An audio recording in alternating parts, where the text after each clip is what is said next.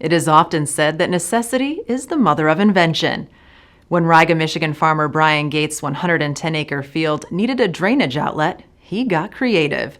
Because of the inherent soil properties in this particular southeast Michigan field, subsurface drainage was required. But without a drainage outlet, Goetz needed to go a step further and develop a system for tile drains to send water to a pond where it could be stored until it's irrigated back out onto the field.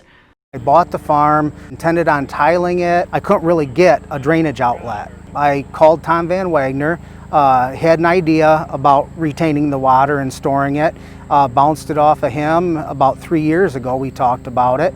It just kind of materialized from there. One period of time Lake Erie was out here. So these are lake bed soils, and means when the glacier melted, caused a bunch of erosion in the hills, and then when it settled out, all the silts and the clays settle last. And so therefore Northwest Ohio, Southeast Michigan, and a lot of areas, we have some alluvial areas, but a lot of this lake bed is just heavy textured soils. In fact, so you need to do subsurface drainage because the inherent soil properties are so heavy it can't get rid of the excess water.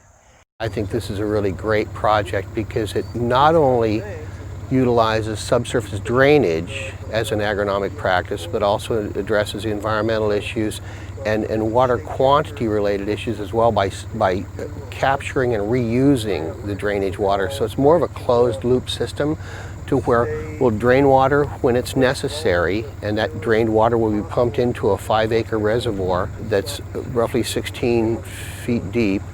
And then that water will be stored there until such time as there's a deficiency or a drought situation where they can then distribute that water back out and actually sub-irrigate this crop by adding water back into the subsurface drainage system, reversing the drainage process and watering those crops from the bottom up.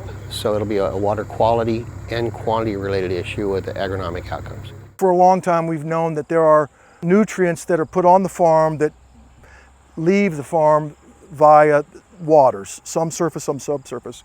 And what this basically does is address the subsurface nutrient loss from the field, and in this case, hopefully will completely eliminate that migration of the nutrients and keep it on farm where it has the maximum benefit. Installation will be completed this fall, and the system will be fully operational for the 2021 growing season.